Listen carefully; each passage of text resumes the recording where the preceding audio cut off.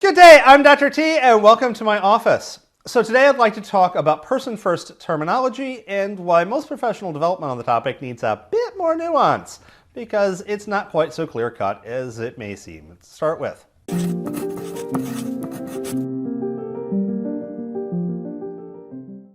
So, of course, person-first terminology, the idea here is when you're talking about someone, you got some kind of like one-dimensional relationship where it's really only one aspect of that individual you're talking about, you have two ways of dealing with this. Either a person first, where you say, there's the person, they have this attribute, or an identity first. There is this attribute which comprises that person's identity. So, for example, I have asthma. That is an attribute to myself. I carry an inhaler, I stand up when people are smoking, and I really wish they just wouldn't. So you could say that I have asthma. That would be person first. I is coming first, and asthma is an attribute. You could also say that I'm an asthmatic. The asthma is my identity. But that would be kind of an odd thing to say, and kind of insulting, to be honest. My asthma is not who I am, it's just an aspect of my life, a relatively minor one, and not a big deal.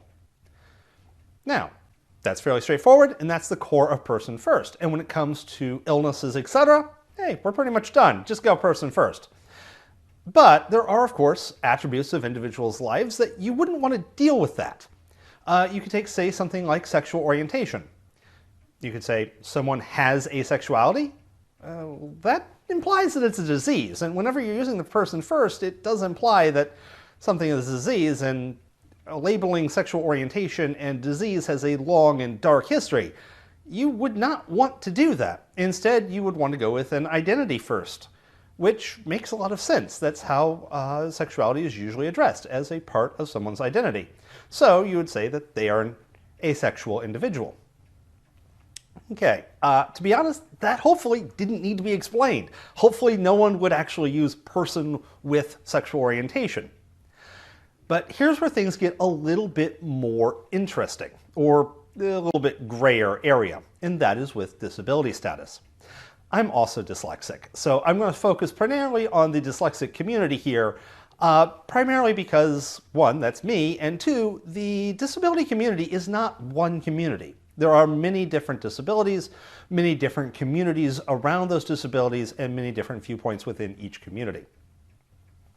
Within the dyslexia community, there is actually a debate as to which would be preferred.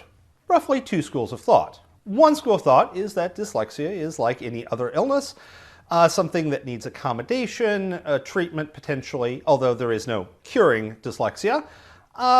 So as such, you should use the person-first terminology. That, however, is only about half the argument. The other argument is that dyslexia is not an illness.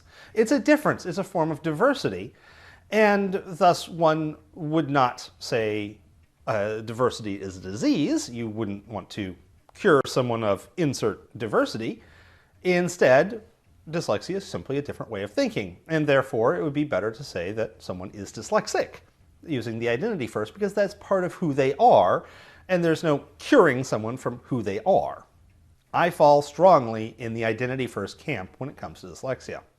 So when dealing with person first or identity first, there are clearly some bright line cases where you do one or the other, but I will give you a heads up that especially within the terms of disabilities, it's a much more of a gray area, and there is not one particular answer, contrary to what some proponents may be arguing. And I'm going to be honest, most of the proponents are arguing very strongly in the person first category for the disabilities are not typically themselves disabled. So once again, that makes me feel a little bit more insulted. That said, welcome to the gray area. Have a wonderful day, and I'll see you in later videos.